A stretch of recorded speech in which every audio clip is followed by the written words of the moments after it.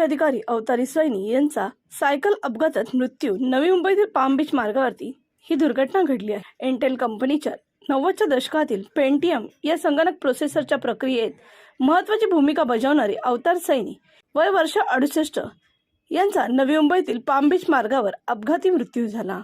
Cycle स्वारी करत असलेले सैनी यांच्या सायकलला मागून भरधाव वेगाने आलेल्या टॅक्सीने धडक दिली।